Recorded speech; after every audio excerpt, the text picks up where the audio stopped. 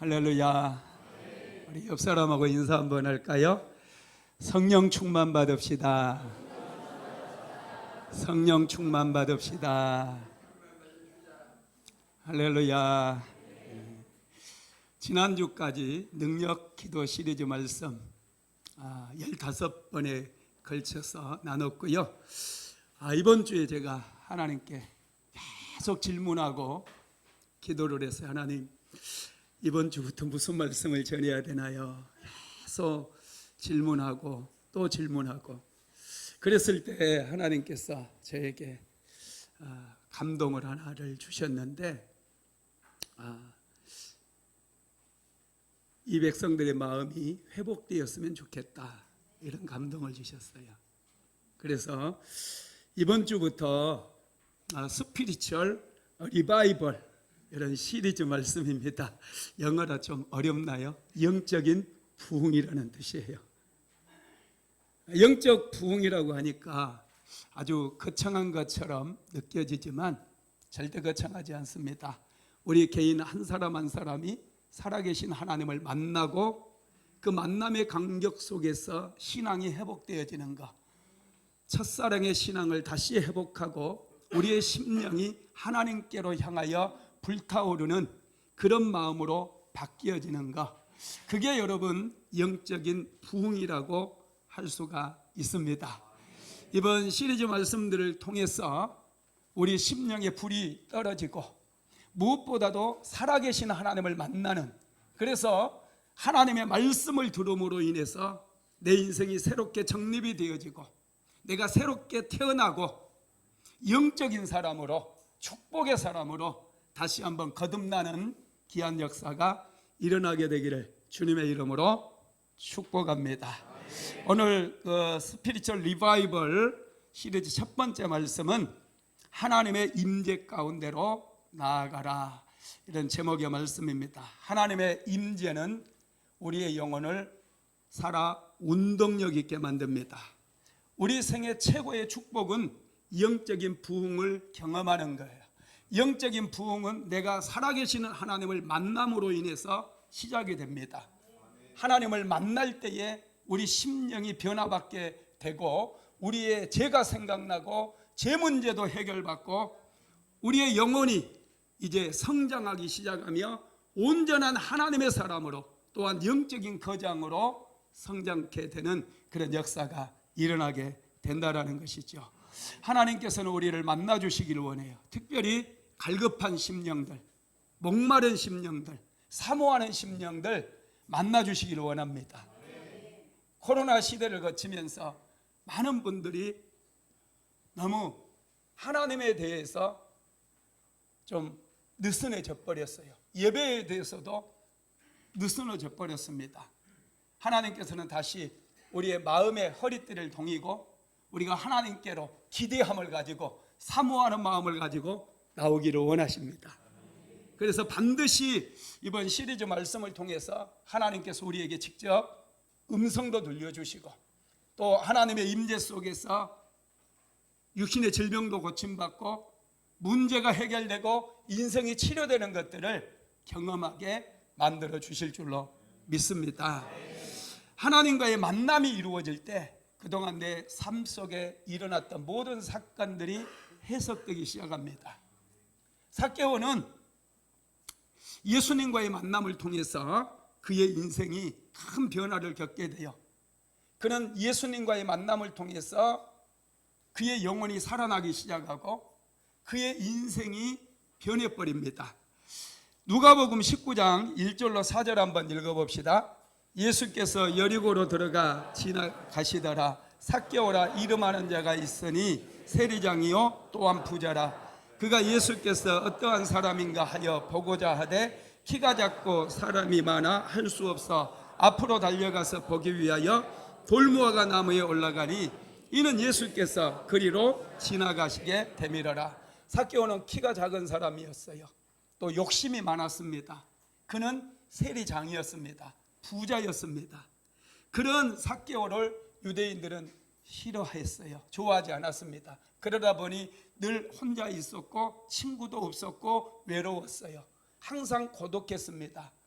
그러다가 이 삭개오가 어느 날 예수님에 대한 소문을 듣게 됩니다. 나도 예수님을 만나야 되겠구나. 나도 예수님을 만날 때 내 인생이 회복되겠구나. 그런 마음이 생겼어요. 어느 날 예수님께서 자신의 동네에 오셨다는 소식을 듣습니다. 삭개오는 자리를 박차고 일어나서 예수님께서 지나가시는 그 현장으로 나아갔어요. 너무나 많은 사람들이 인산인해를 이루어서 예수님의 얼굴을 볼 수가 없습니다. 삭개오는 예수님께서 가시는 방향으로 향해서 다름질하기 시작했어요. 앞에 큰 무화과 나무 한 그루가 서 있었습니다. 삭개오는 예수님의 얼굴을 보기 위해서 돌무화과 나무 위에 올라가서 예수님께서 오시는 모습을 보고 있었습니다. 그때 예수님께서도 삭개오를 보시고 삭개오에게 말씀하십니다. 삭개오야, 내려오라. 내가 오늘 네 집에 유하여야 하겠다. 삭개오가 즉시 나무에서 올라옵니다. 그리고 예수님을 자기 집으로 영접을 했어요. 예수님께 이런 고백을 하게 되죠. 누가복음 19장 8절 한번 읽어봅니다. 삭개오가 서서 주께 여짜오되 주여 보시옵소서. 내 소유의 절반을 가난한 자들에게 주겠사오며 만일 누구의 것을 속여 빼앗은 일이 있으면 네 갑절이나 갚겠나이다. 삭개오는 예수님과의 만남을 통해서 엄청난 감동을 경험합니다. 예수님께서 자기의 이름을 알고 있었다는 사실에 대해서 충격을 받았을 뿐만 아니라 예수님께서 자기 집에 오신 것에 대해서 엄청난 감동을 받았어요. 그래서 이 만남을 통해서 삭개오가 변화돼 가지고 삭개오가 예수님께 이렇게 말씀하죠. 내 소유의 절반을 가난한 자들을 위해서 내어놓겠나이다. 만일 누구의 것을 토색하거나 억지로 빼앗은 일이 있다면 4배로 갚겠습니다. 삭개오의 마음이 열려버렸어요. 인생이 바뀌어버렸어요. 욕심이 많아서 늘 자기 것밖에 몰랐던 사람이 이제는 재산의 절반을 가난한 자들을 위해서 내어놓겠다라는 거예요. 그 말을 들었던 예수님께서 삭개오에게 이렇게 얘기하죠. 누가복음 19장 9절 한번 읽어봅니다. 예수께서 이르시되 오늘 구원이 이 집에 이르렀으니 이 사람도 아브라함의 자손임이로다. 그렇게 많은 군종들이 있었어요. 예수님을 에워쌌던 그렇게 많은 군종들이 있었는데 그날의 주인공은 삭개오였습니다. 삭개오는 예수님을 만났어요. 그리고 변화를 경험했어요. 영적인 부흥을 경험하게 되었어요. 그는 구원의 주인공이 되어버렸다는 거예요. 오늘날도 많은 사람들이 예배를 드려요. 그러나 누군가는 이 예배를 통해서 인생이 변화되는 그런 축복을 경험하게 될 것입니다. 살아계신 하나님을 예배함으로 예배를 통해 하나님의 임재를 경험하고 하나님의 말씀도 듣고 음성도 듣고 기적도 경험하고 살아있는 하나님을 만남으로 인해서 인생이 변화되는 것을 경험한다라는 거예요. 그 주인공이 다 되시기를 주님의 이름으로 축복합니다. 오늘 우리가 읽은 본문에 보면은 솔로몬의 이야기가 나옵니다. 솔로몬은 자기가 왕이 되고 나서 정말 소원하는 것이 한 가지가 있었어요. 그것은 살아계시는 하나님을 만나는 거였습니다. 자기의 아버지 다윗은 평생 동안 하나님과 동행했어요. 하나님께서 주시는 은혜를 받아가지고 위대한 다윗 왕국을 세웠을 뿐만 아니라 많은 백성들을 복되게 하고 부욕해 만드는 그런 인생을 살았어요. 그 모습을 솔로몬이 보고 자기는 지금까지 아버지께서 받은 그 은혜로 아버지께서 만나셨던 그 하나님, 그 아버지의 은덕으로 자기가 살아왔다라는 것을 깨닫게 되었고 이제 나의 하나님을 나도 만나야 되겠다. 나의 하나님을 내가 만나서 나도 아버지처럼 위대한 민족, 위대한 나라를 세울 뿐만 아니라 백성들을 부욕케 하고 백성들을 잘 살게 만들어야 되겠다. 이런 생각을 하게 된 겁니다. 그래서 솔로몬이 했던 게 뭐냐?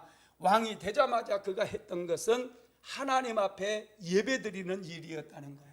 왕이 오르면 해야 될 일들이 얼마나 많습니까? 국가의 재정 상태도 살펴봐야 돼요. 공무원들이 자기 자리에서 제대로 일하고 있는지, 기강은 해이해지지 않았는지, 이런 것들을 자세하고 꼼꼼하게 다 살펴야 됩니다. 그리고 주변국가도 좋은 관계를 만들기 위해서 사절단을 보내고, 또 지방의 호족 세력들과도 좋은 관계를 만들어 나가야 백성들을 다스리기가 쉬워지는 거죠. 그래서 그런 일들을 먼저 해야 돼요. 그런데 솔로몬은 모든 일들 다 내려놔 버립니다.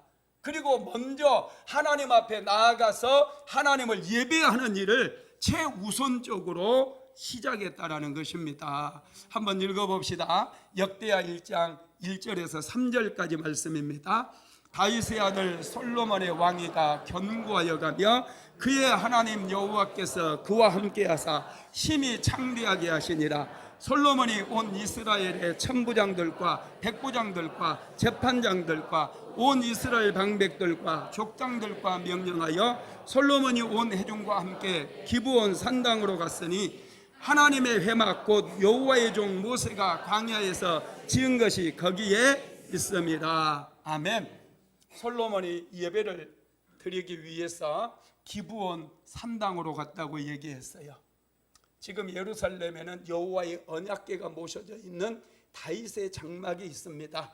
다윗은 그곳에서 늘 하나님을 예배했고 하나님 앞에 나아가서 온전한 경배를 드렸어요. 그런데 솔로몬은 다윗의 장막, 여호와의 언약궤가 모셔져 있는 그곳으로 간 게 아니라 모세가 시내산 아래서 지었던 그 성막과 번제단이 모셔져 있는 기브온 상당으로 가서 하나님을 예배했다라는 거예요. 여러분, 이것은 솔로몬이 아버지의 하나님이 아니라 자기 자신의 하나님, 자신도 하나님을 만나서 영적으로 회복이 되어지고 하나님을 만나서 하나님께서 주시는 음성도 듣고 하나님께서 주시는 복을 받아서 그의 인생을 세워가기를 원했기 때문에 그는 기브온 산당, 특별히 부사렐이 만들었던 놋제단이 있는 곳으로 나아가서 일천 번제를 하나님 앞에 드렸다라고 하는 사실입니다. 여러분, 저와 여러분도 마찬가지예요. 나의 하나님을 만나야 돼요. 모세를 만나 주셨던 하나님, 야곱을 베델에서 만나 주셨던 하나님, 바울을 만나셨던 하나님, 베드로를 만나 주셨던 하나님, 그 하나님은 지금도 살아서 역사하시는 하나님이시고 나를 만나 주시기를 원하시는 그런 하나님이시라는 거예요. 이번 시리즈 말씀을 통해서 나의 하나님을 만나게 되기를 주님의 이름으로 축복합니다.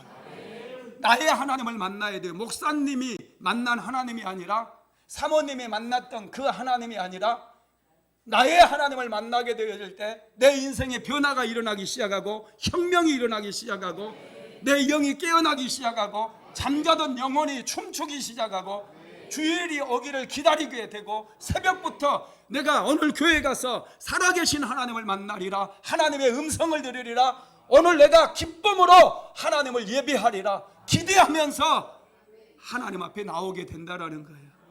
할렐루야. 살아계신 하나님을 만나게 되기를 주님의 이름으로 축복합니다. 솔로몬은 지혜로운 사람이었어요. 그래서 아버지가 만났던, 아버지 다윗이 만났던 그런 하나님, 그 은혜로 내가 부족하다는 것을 알았어요. 그래서 어떻게 해서든지 나의 하나님을 만나고 싶었습니다.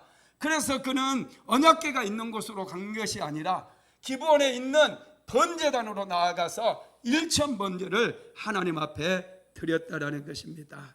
여러분, 우리가 살아갈 때 필요한 게 뭡니까? 열정이에요. 영적인 열정이 필요합니다. 열정이 식어버리면 우리는 게을러지고 나태해지고 무능력해져요. 성공한 사람들을 보면 한결같이 열정으로 충만했던 사람들이에요. 오늘날 대한민국의 교회는 무기력증에 빠져 있습니다. 성도들이 기도를 잃어버리고 예배에 대한 기대감도 잃어버렸어요. 우리는 이런 열정을 다시금 회복해야 돼요. 하나님께서는 메말라 있는 이 성도들에게 은혜를 주시기를 원하셔요. 열정이 회복되어서 기쁨으로 기대함으로 하나님 앞에 나와서 기도하고 찬양하고 예배드리는 그런 역사가 일어나기를 원하고 계신다라는 것입니다. 그래서 여러분, 솔로몬 왕은 그런 열정이 있었습니다. 하나님을 예배하고자 하는 열정이 있었어요. 그래서 기브온 산당에 가서 무려 3년 동안이나 하루에 한 번씩 1,000번제를 하나님 앞에 올려드리는 것이죠. 역대하 1장 5절에서 6절까지 한번 읽어보겠습니다. 옛적에 훌의 손자 우리의 아들 부살렐이 지은 놋제단은 여호와의 장막 앞에 있더라. 솔로몬이 회중과 더불어 나아가서 여호와 앞 곧 회막 앞에 있는 놋제단에 솔로몬이 이르러 그의 위에 1,000마리의 희생으로 번제를 드렸더라. 솔로몬이 처음부터 1,000번제를 작정하고 드린 건 아니었어요. 솔로몬은 살아계신 하나님을 만나고 싶은 그런 마음에 하나님의 임재를 경험하고 하나님의 음성이라도 한번 듣기만 해도 내 인생이 변화되고 다른 사람에게 축복의 통로가 될 것이라는 것을 알았기 때문에 예배를 시작한 겁니다. 내가 하나님을 반드시 만나리라. 내가 왕으로서 백성들을 잘 다스리기 위해서 하나님을 만나지 못하고는 그 어떤 일도 하지 않으리라 작정을 하고 그는 하루하루 하나님 앞에 예배를 드리며 번제를 드리며 무려 3년 동안이나 하나님 앞에 나아가서 매일마다 끈질기게 황소를 잡아서 올려드리며 하나님을 예배했다라는 거예요. 그 현장 속에 하나님께서 여러분 1,000번제가 찼을 때 솔로몬의 꿈에 찾아오셔서 1,000번제가 마무리가 된 겁니다. 여러분 1,000번제를 드렸다라는 것은 솔로몬이 완전히 자기 자신을 내려놓고 완전하게 포기했다는 것을 의미해요. 온전히 하나님을 갈망하고 또 갈망하고 또 갈망해서 목마른 사슴이 시냇물을 찾은 같이 솔로몬은 하나님의 은혜를 갈망하고 또 갈망해서 그 은혜를 받기 위해서 살아계신 하나님을 만나기 위해서 멈추지 않고 쉬지 않고 매일마다 하나님 앞에 번제를 드리면서 하나님께 나아갔다라는 거예요. 여러분 그런 솔로몬을 하나님께서 찾아오셔서 무려 1,000일 만에 예배를 시작한 지 첫날 만에 하나님께서 솔로몬을 찾아오셔서 만나주셨다는 사실을 믿게 되기를 주님의 이름으로 축복합니다. 그러면 솔로몬 왕은 어떻게 하나님의 임재가 충만한 예배를 드렸을까? 첫째, 하나님의 성전으로 나가 회중과 함께 예배를 드렸다라는 거예요. 오늘날 코로나를 겪으면서 특히 젊은이들이 너무 편하게 예배를 드리려고 해요. 유튜브 예배에 익숙해지다 보니 성전 예배를 등한히 하고 유튜브로 드리나 성전에 나가서 드리나 예배가 똑같은 것이지 뭐가 다릅니까? 이렇게 얘기하는 경우가 참 많습니다. 집에서 텔레비전 켜놓고 설교를 듣다 보면 편한 것은 있겠죠. 그러나 은혜는 떨어집니다. 솔로몬은 왕이기 때문에 얼마든지 제사장을 왕궁으로 불러서 오늘 이곳에서 예배하자 이렇게 예배할 수 있었거든요. 그런데 솔로몬 왕은 그렇게 예배하잖아요. 왕이었음에도 불구하고 모든 천부장, 백부장들, 모든 백성들을 다 불러 모읍니다. 그리고 친히 기브온 산당까지 가서 하나님 앞에 예배를 드렸다라는 거예요. 한번 읽어봅니다. 역대하 1장 3절에서 6절입니다. 솔로몬이 온 회중과 함께 기브온 산당으로 갔으니 하나님의 회막 곧 여호와의 종 모세가 광야에서 지은 것이 거기에 있습니다. 다윗이 전에 예루살렘에서 하나님의 교회를 위하여 장막을 쳐 두었으므로 그 궤는 다윗이 이미 기란 예아림에서부터 그것을 위하여 준비한 곳으로 메어 올렸고 옛적에 훌의 손자 우리의 아들 부살렐이 지은 놋제단은 여호와 장막 앞에 있더라. 솔로몬이 회중과 더불어 나아가서 여호와 앞 곧 회막 앞에 있는 놋제단에 솔로몬이 이르러 그 위에 1,000마리 희생으로 번제를 드렸더라. 아멘. 솔로몬 왕이 기브온 산당으로 가서 모든 백성들 회중들과 함께 예배를 드렸다는 거예요. 예배는 여러분 사모함이 있어야 되고 여호와의 성전, 하나님의 성전, 교회에 나와서 함께 성도들과 예배드릴 때 그 현장 속에서 살아계신 하나님을 만나게 되고 하나님의 음성도 들을 수 있다는 사실을 믿게 되기를 바랍니다. 교회는 여러분 예수님의 피값으로 세워진 거예요. 교회가 소중해요. 생명처럼 소중해요. 그래서 우리는 교회를 쉽게 생각해서는 안 됩니다. 교회는 어머니와 같아요. 어머니는 자신의 뱃속에 새 생명을 잉태해서 자녀를 키우지 않습니까? 그리고 뱃속에서 양수를 통해서 생명이 길러지고 이 아이가 양수가 터지면서 밖에 나오게 되면 젖을 먹이면서 이 아이를 양육해 나가는 것이죠. 교회는 여러분 생명을 잉태할 뿐만 아니라 어머니가 젖을 먹인같이 어린 생명들을 키우는 여러분 하나님의 성전이라는 것이죠. 그래서 교회에 오면 우리는 생명의 말씀을 먹을 수 있고, 교회에서 우리는 마음껏 기도할 수 있고, 세상과 싸워서 이길 수 있는 그 힘을 교회를 통해서 우리가 공급을 받는다는 거예요. 교회에는 하나님의 은혜가 있는 곳입니다. 교회를 통해서 우리가 새 생명을 얻고 나면 우리가 계속해서 끊임없이 성장해야 돼요. 그래서 교회를 통해 성장하고 배우고 하나님을 예배하다 보면 우리가 영적인 거장으로 성장하게 되어지는데, 그래서 여러분 교회가 너무나 소중하다는 것이죠. 오늘날에 우리가 살고 있는 이 시대는 모든 것들을 다 공유를 합니다. 카카오톡이라든지 유튜브라든지 페이스북이라든지 인스타라든지 이런 것들이 활성화되면서 모든 건 사람들이 공유하려고 그래요. 또 자동차도 공유해서 쓰는, 렌트해서 쓰는 분들, 집도 임대해서 쓰시는 분들, 또 상가도 임대해서 장사도 하고, 여러분 이런 공유 문화가 확산되다 보니 교회마저도 공유하려고 하는 그런 성도들의 마음이 깊이 자리를 잡고 있다는 거예요. 교회는 공유가 아닙니다. 많은 분들이 오해하고 있어요. 오늘은 이 교회 가서 은혜 받지, 내일은 저 교회 한번 가볼까, 모레는 저 교회 한번 가보지, 이런 식으로 신앙생활을 하게 되면은 여러분 절대로 은혜를 입을 수가 없습니다. 교회는 내 생명을 바쳐서 내가 세워가는 거예요. 내 땀과 눈물과 헌신과 여러분 생명을 걸고 교회를 내가 세우는 거예요. 그런 교회에 나가서 예배하고, 그런 교회에 나가서 내가 하나님의 이름을 부를 때에 하나님의 음성도 듣게 되고 기적도 경험하게 되고 문제도 해결되는 것이지, 내가 한 번도 희생하지 않고 이곳에 저곳에 쇼핑하듯이 다니는 그런 신앙생활을 통해서는 어떤 기적도 경험할 수가 없다라는 거예요. 우리는 신앙의 양태를 바꿔 나가야 돼요.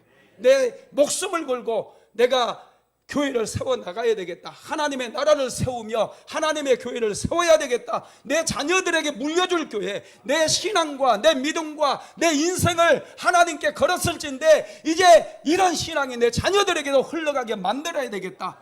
내 자녀들에게 내 교회를 물려줘야 되겠다. 이런 마음으로 교회를 세워나가야 된다는 거예요. 교회가 쉽습니까? 교회를 쉽게 생각하는 사람은 절대 하나님의 사람이 아닙니다. 그런 사람들은 은혜를 받을 수도 없고 축복을 받을 수도 없다라는 거예요. 교회는 생명을 바쳐서, 물질을 바쳐서, 땀을 바쳐서 세워나가는 거예요. 그런 사람들에게 하나님께서 폭포수와 같은 그런 은혜를 내려주신다는 것입니다. 교회는 공유가 아니에요. 많은 분들이 착각해요. 제가 개척을 하고 상가교회에 있을 때 믿음에 많은 큰 교회 다니는 분들이 찾아옵니다. 그래서 자꾸 저를 가르치려고 했을 뿐만 아니라 참 안타까운 것은 자기들 모임을 해야 되니 우리 교회장을 좀 빌려달라는 거예요. 정말 찬양, 자기 딸 찬양 연습해야 되니까 우리 교회 좀 써도 안 되느냐, 이런 얘기를 하더라고요. 이건 정말로 오만방자한 거예요. 지금 우리는 우리 성도들 몇 명 되지 않았지만은 그곳에서 인생을 바쳤거든요. 생명을 바치고 교회를 세우기 위해서 몸부림치고 땀을 흘리고 예물을 드리고 정말로 생명 다해서 교회를 세워나가고 있는데 어디서 그런 얘기를 하느냐고요. 그런 사람들은 교회를 너무 우습게 여기는 거예요. 자기가 생명을 바쳐서 섬기는 그 교회, 인생을 걸고 세워나가는 그 교회 가서 찬양 연습도 하고 그런 곳에서 모임을 해야지, 동네 작은 교회라고 얕잡아보고 그 하찮게 여기면서 그 교회 가서 기도 좀 하게 열쇠 좀 빌려달라, 이런 얘기는, 이런 것은 틀렸다는 거예요. 여러분, 교회는 그렇게 생기는 게 아니에요. 우리 교회에서 아주 멀리에서 오신 분들이 얼마나 많습니까? 이 멀리에서, 용인에서, 화성에서, 또 동탄에서, 시흥에서, 수원에서, 그 멀리에서 새벽처럼 와가지고 1부 예배, 2부 예배 참석하고 눈물로서 기도하고 예배드리는 서울의 저 흑석동에서 그렇게 일주일에 몇 번씩 와서 하나님 앞에 예배드리는 그 사람들이 왜 성전에 나와서 그렇게 열심을 다해서 기도하면서 인생을 바치고 물질을 바치면서 그렇게 예배하겠느냐는 거예요. 그들에게는 하나님을 향한 뜨거운 갈망이 있고 열정이 있고 내 교회를 세워나가야 되겠다라고 하는, 내가 하나님 앞에서 하나님의 교회를 세워나가겠다고 하는 그런 뜨거움이 있기 때문에 자신을 희생하고 헌신하는 거예요. 그렇게 세운 교회라야 내가 하나님의 이름을 부르기만 해도 하나님께서 나를 찾아와 주시고 나를 만나 주시고 가슴이 떨리게 하시고 살이 떨리게 하시고 지축이 흔들리게 만드는 그런 음성도 들려주시고 그런 위대한 예배를 드릴 수 있도록 하나님께서 만져 주신다라는 거예요. 그렇게 예배를 드려야지 여러분 교회를 마치 슈퍼마켓 다니듯이 슈퍼마켓에서 물건 사듯이 그런 식으로 교회를 다녀서는 안 된다라는 것입니다. 교회는 내 인생을 바쳐야 돼요. 내 생명을 바쳐야 돼요. 교회의 뿌리를 깊이 내리고 흔들림이 없이 어떤 일이 있어도 흔들리지 아니하리라. 어떤 일이 있어도 나는 이 교회에 목숨을 걸고 하나님을 만나고 하나님을 섬기리라. 그런 마음으로 예배를 드릴 때에 여러분 하나님의 음성이 들리기 시작하는 거예요. 자꾸 내가 흔들리니 어떻게 하나님께서 우리에게 말씀을 주시겠느냐는 거예요. 이렇게 신앙생활을 하는 사람들이 여러분 구약시대에도 많았습니다. 오늘날 신약시대에도 굉장히 많아요. 우리가 몰라서 그래요. 여러분 시편 84편을 보면은요, 이 성전을 향한 성도들의 마음이 이렇게 표현이 되어 있죠. 한번 읽어봅시다. 1절에서 4절까지 시작. 만군의 여호와여, 주의 장막이 어찌 그리 사랑스러운지요. 내 영혼이 여호와의 궁경을 사모하여 새약하며 내 마음과 육체가 살아계시는 하나님께 부르짖나이다. 나의 왕 나의 하나님 만군의 여호와여, 주의 제단에서 참새도 제 집을 얻고 제비도 새끼들 보금자리를 얻었나이다. 주의 집에 사는 자들은 복이 있나니 그들이 항상 주를 찬송하리이다. 할렐루야. 얼마나 아름답습니까? 만군의 여호와여, 주의 장막이 어찌 그리 사랑스러운지요. 내 영혼이 여호와의 궁정을 사모하여 새약하며, 이렇게 시편 기자가 말씀하고 있어요. 이거 가슴 떨리지 않습니까? 만군의 여호와여, 주의 장막이 어찌 그리 사랑스러운지요. 주님의 장막을 생각만 해도 막 가슴이 떨리는 거예요. 막 기대가 되는 거예요. 주일날 예배드리는 생각하니까 막 흥분이 되는 거예요. 감격이 되는 거예요. 그래서 아침 일찍 밥 먹자마자 막 나와서 1부 예배, 2부 예배, 오후 예배 할 것 없이 그냥 열심을 다해서 하나님을 예배하는 거예요. 하나님의 백성들이 이런 열정이 있어야 돼요. 그래야 은혜도 받고 축복도 받는 거예요. 인생이 변화되는 거예요. 열정 없이 대충 주일 예배 잠깐 드리고 집에 가서 무슨 일을 하고 무슨 일 하고 이렇게 계획 세운 사람들이 어떻게 하나님을 만날 것이며 어떻게 하나님의 임재를 경험할 것이며 하나님의 음성을 들을 수 있겠습니까? 하나님 앞에 인생을 거시기 바랍니다. 예배의 인생을 거시기 바랍니다. 여러분 주일날 예배를 위해서 미리서 주일날 할 거 다 주중에 다 해버리십시오. 뭐가 바쁜 일이 있다고 그렇게 서둘러서 집으로 가십니까? 주일은 은혜 받는 날이고 축복 받는 날이에요. 하늘 문이 열려지는 날이에요. 하늘의 능력이 임하는 날입니다. 그런 날에 우리는 은혜를 받고 축복 받아야 돼요. 그래야 남은 인생 우리는 하나님의 은혜 속에서 살아가고 승리하는 인생, 무엇을 해도 되는 인생, 그런 인생을 살아갈 수가 있다라는 것입니다. 교회는 여러분 내 필요를 채우는 곳이 아닙니다. 교회는 하나님 앞에 내 인생을 드리는 것이에요. 내 생명을 걸고 하나님을 예배하는 그런 곳이라는 것이죠. 사랑이 없으면 여러분 그래서 사람들이 교회를 비판해요. 자기의 구미에 맞는 교회를 찾아서 여기저기 떠도는 자가 되어진다라는 것입니다. 교회는 은혜 받는 곳이에요. 뿌리를 깊이 내려야 열매가 맺어요. 꽃이 피고 풍성한 열매를 맺게 된다라는 것입니다. 진짜 하나님을 만나게 되면 정말로 교회를 사랑하게 돼요. 내가 하나님을 만나게 되면 그리스도의 몸된 교회를 뜨겁게 사랑하게 되고 이 교회를 위해서 희생하고 교회를 위해서 헌신하게 된다는 거예요. 요즘 우리 교회가 건축을 또 하잖아요. 하나님의 은혜입니다. 저는 헌금하라고 하지 않아요. 그런데 정말 하나님께 기도하신 분들이 있더라고요. 어떤 권사님은 금을 한 양을 가져오시고 어떤 집사님은 1,000만 원 건축원금 다 그렇게 기도를 해가지고 가져오시고 어떤 분들은 100만 원 자기 형편 내린 대로 작정해서 드리는 분들 굉장히 많아요. 제가 감동했어요. 한 번도 건축원금 하라고 하지 않았는데 성도들이 막 이 인생을 걸고 헌금을 하는 거예요. 할렐루야. 여러분, 이게 얼마나 놀랍습니까? 이분들이, 여러분, 제가 여러분들에게 강요하는 거 아니에요. 하나님을 사랑하면 헌신하게 된다는 거예요.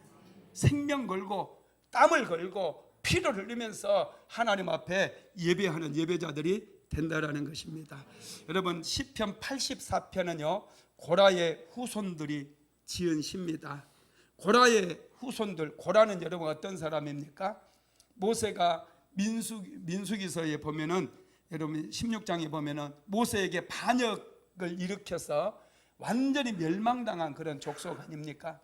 그런데 그들이, 여러분 후손들 중에 살아남은 사람들이, 조상들이 그렇게 저주를 받았던 것을 기억하고 그들은 신실하게 하나님을 만나고 하나님을 예배하는 예배자들이 되어 있어요. 그래서 시편에 보면 고라의 자손의 시들이 굉장히 많습니다. 민수기서 16장 32절로 33절 한번 읽어볼까요? 땅이 그 입을 열어 그들과 그들의 집과 고라에게 속한 모든 사람과 그들의 재물을 삼키매 그들과 그의 모든 재물이 산채로 수월에 빠지며 땅이 그 위에 덮이니 그들이 회중 가운데서 망하니라. 아멘. 고라의 후손들이 다 죽었다고 그랬는데 일부 소수가 살아남은 사람들이 있었어요. 그런데 그들은 조상들의 일을 잊지 않고 그들은 하나님의 은혜를 기억하면서 정말로 깊이 있는 찬양을 하나님 앞에 올려드리게 되었다라는 것입니다. 하나님의 은혜를 기억하는 사람들이 교회를 생각하면 감동이 돼요. 교회를 생각하면 눈물이 나와요. 가슴이 저려와요. 하루 종일 일하다가도 그래, 오늘 교회 가서 기도하자. 오늘도 하나님께서 내가 교회에 가기만 하면 만나주실 거야. 그런 사모함을 가지고 나와보세요. 앉기만 해도 눈물이 왈칵 쏟아지고 하나님의 음성이 들려와요. 오늘 하루 수고했다. 내가 너에게 은혜를 주겠다. 이런 감동들이 막 밀려온다니까요. 우리가 쇼핑하듯이 떠돌다 보면은 그런 감격을 여러분 절대로 누릴 수 없어요. 30년 동안 신앙생활을 했다 할지라도 교회 마당만 밟고 다니는 그런 신앙에 불과하다라는 거예요. 우리가 마음을 정해야 돼요. 뜻을 정해야 돼요. 생명을 바쳐서 내가 이 순복음 안디옥교를 섬기리라. 이곳에서 살아계신 하나님을 만나고 이곳에서 내가 기적을 경험하고 내 인생을 세우고 자녀들의 인생까지 세우리라. 할렐루야. 결정하시기를 주님의 이름으로 축복합니다. 두 번째로 솔로몬은 피의 제사를 드렸어요. 역대하 1장 6절 한번 읽어봅니다. 여호와 앞 곧 해막 앞에 있는 놋제단에 솔로몬이 이르러 그 위에 1000마리 희생으로 번제를 드렸더라. 솔로몬이 피의 제사를 드렸다는 거예요. 피 흘림이 없으면 제사함이 없습니다. 희생 없이 하나님 앞에 나아갈 수 없다는 거예요. 신약시대에 믿음으로 나아가죠. 그럼에도 불구하고 예수 그리스도께서 십자가의 보혈로 하나님 앞에 나아갈 수 있는, 성소로 나아갈 수 있는 휘장을 열어놓으셨기 때문에 우리가 갈 수는 있지만은, 그래도 내가 나의 하나님을 만나기 위해서는 희생이 따라야 돼요. 헌신해야 돼요. 믿음만 가지고 여러분 천국에 갈 수는 있지만은 특별한 은혜, 특별한 축복은 나의 마음과 나의 시간과 나의 물질이 함께 가야 된다라는 거예요. 할렐루야.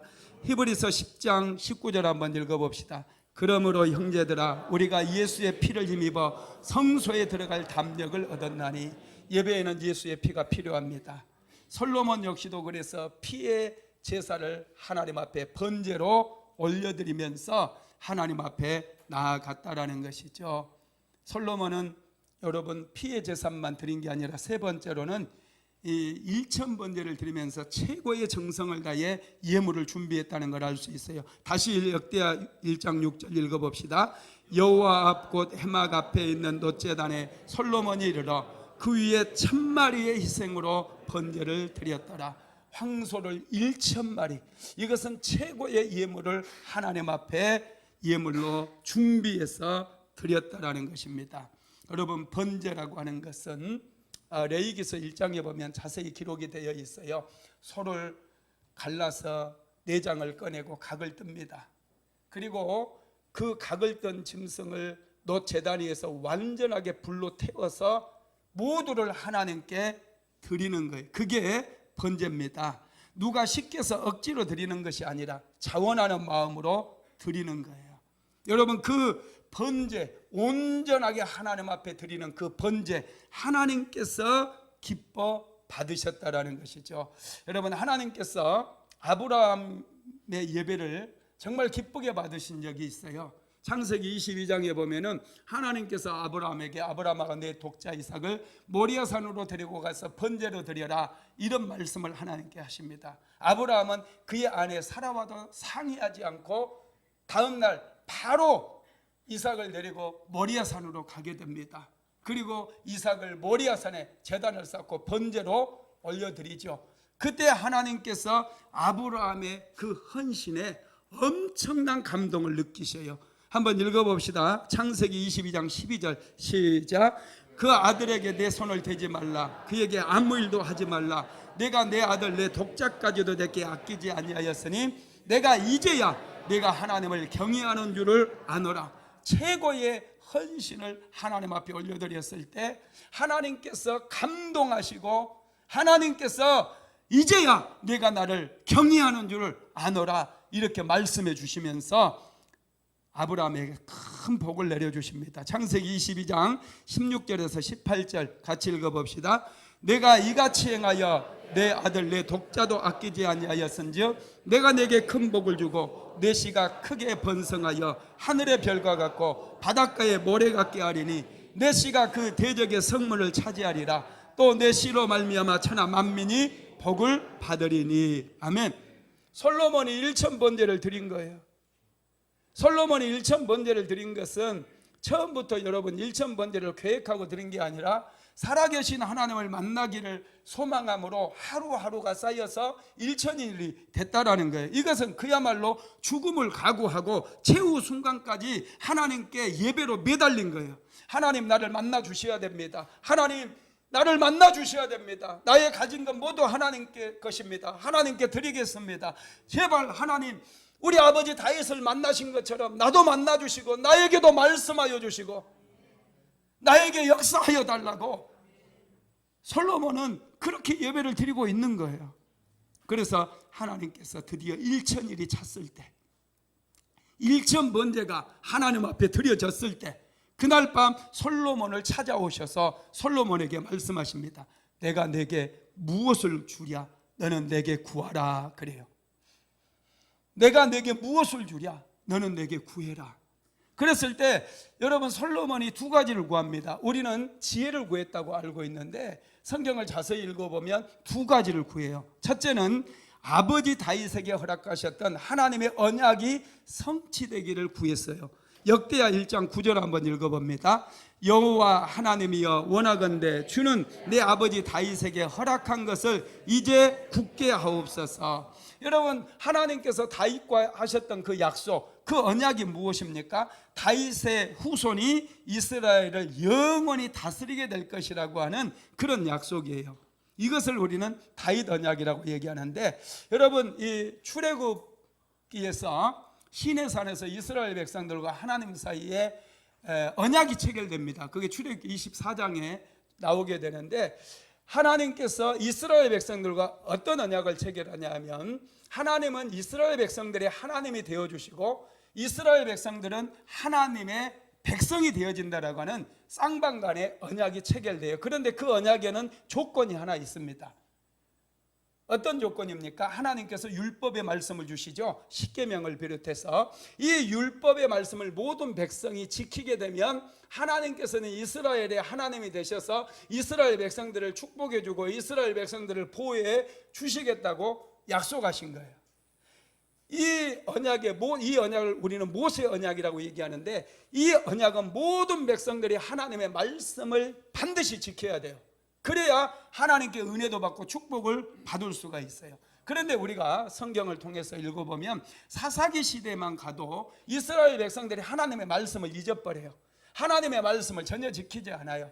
그래서 하나님과의 언약이 깨져버리고 이방인들이 와서 이스라엘 백성들을 억압하고 약탈해가고 나중에는 블레셋의 압제 속에서 블레셋의 식민지로 전락해버리는 그런 상황까지 빠지게 되지 않습니까?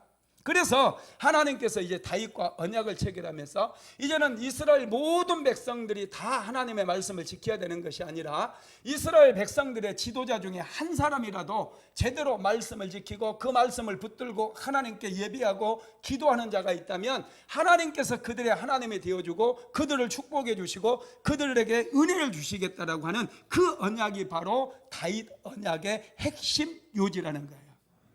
여러분, 그래서 이제 이 다윗의 이 언약이 하나님 굳건하게 세워지기를 원합니다. 내가 바르게 하나님을 의지하고 바르게 하나님 말씀 붙들고 살아가겠사오니 이 백성에게 하나님 은혜를 베풀어 달라. 그 기도를 솔로몬이 첫 번째로 했고요. 두 번째가 지혜와 지식을 구합니다. 한번 읽어봅시다. 역대하 1장 9절 하반절에서 10절까지입니다. 시작. 주께서 나를 땅에 티끌같이 많은 백성의 왕으로 삼으셨사오니 주는 이제 내게 지혜와 지식을 주사 이 백성 앞에서 출입하게 하옵소서.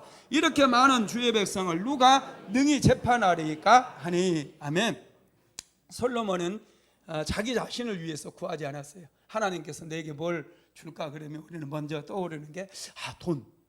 또 이제 이미 솔로몬은 이제 왕이 되었으니까 뭐 원수 갚는 거, 이웃나라 그 나쁜 놈들 그냥 애굽이 망하게 해서 그 애굽과 우리가 그냥 완전히 한 나라가 돼서 우리가 다 다스리고 얼마든지 그런 거 생각할 수 있잖아요. 그런데 솔로몬은 지혜와 지식을 구하게 되는데 이 백성, 하나님께서 맡겨주신 백성들을 잘 다스리고 그들을 잘 재판할 수 있도록 지혜와 지식을 달라고 하나님께 요청을 했다라는 거예요. 그런데 이렇게 구하는 것이 하나님 마음에 굉장히 합당했어요. 하나님을 기쁘게 했어요.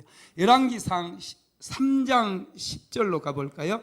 열왕기상 3장 10절 시작. 솔로몬이 이것을 구하매 그 말씀이 주의 마음에 든지라. 하나님 마음에 합당했다는. 그래서 하나님께서 솔로몬에게 복을 주시는데 그게 역대하 1장 11절로 12절에 기록되어 있습니다. 같이 읽어봅니다.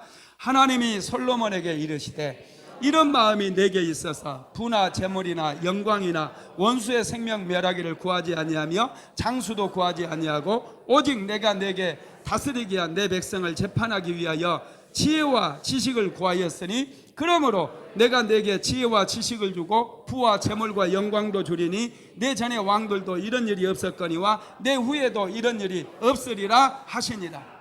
하나님께서 감동하셨어요. 하나님을 만나기 위해서 그렇게 일천번제를 드렸던 솔로몬, 그리고 하나님께서 내가 내게 무엇을 해주랴 했을 때 다윗의 언약이 이루어지게 해달라는 것, 그리고 백성들을 잘 다스리게 해달라고 지혜와 명철을 구했던 것, 이게 하나님의 마음을 감동시켰어요. 그래서 하나님께서는 솔로몬에게 지혜와 지식의 영을 부어주셨을 뿐만 아니라 부귀와 영화까지도 장수까지도 하나님께서 선물로 주셨다라는 것입니다. 여러분, 그렇습니다. 우리는 스피리추얼 리바이벌 시리즈 말씀을 통해서 하나님을 만나야 돼요. 솔로몬도 자기 하나님을 만났어요. 바울도 자기의 하나님을 만났어요. 오늘날의 믿음의 사람들이 자기의 하나님을 만나지 못한다면 언제나 신앙의 뿌리가 쉽게 흔들려 버리고 예배에 대한 기대감도 떨어지고 주일날 억지로 교회에 나오거나 유튜브 앞에 앉아있는 그런 삶의 모습들을 보이는 경우가 너무나 많아요. 이거 청산해야 돼요. 하나님께 은혜 받고 내 인생 바르게 세우고 자녀들의 인생 바르게 세우고 능력 있는 인생, 세상 속에서 째째하게 살아가는 게 아니라 세상 위에서 세상 사람들을 축복하고 변화시키는 능력 있는 삶을 살기 위해서는 우리가 믿음의 편에 서야 돼요. 믿음은 새로운 세계를 열어버려요. 믿음이 여러분 시시한 게 아닙니다. 우리가 살아계신 하나님을 만나지 못해서 늘 두려움에 떨고 있는 것뿐이고 자신감을 잃어버리고 정말 패배자의 심령으로 이 쫄아가지고 세상 속에 살아가는 것뿐이지, 정말 내가 믿음을 붙잡게 되고 살아계신 하나님을 만나게 되면 두려움이 사라지고 자신감이 충천하게 되어 있어요. 무슨 일을 해도 자신감이 있습니다. 하나님께 기도하면 된다. 하나님 앞에 기도하자, 나아가자. 내가 생명 바쳐 하나님 앞에 예배드리고 생명 바쳐 교회를 세웠는데 그 하나님은 절대로 나를 버리지 아니하시고 나에게 은혜 주시고 나를 축복해 주실 것이다. 이런 여러분 믿음이 생긴다라는 거예요. 말씀을 마무리하겠습니다. 하늘의 능력은 예배를 통해서 부어집니다. 인생의 문제가 해결되기 위해서는 하늘의 능력이 필요해요.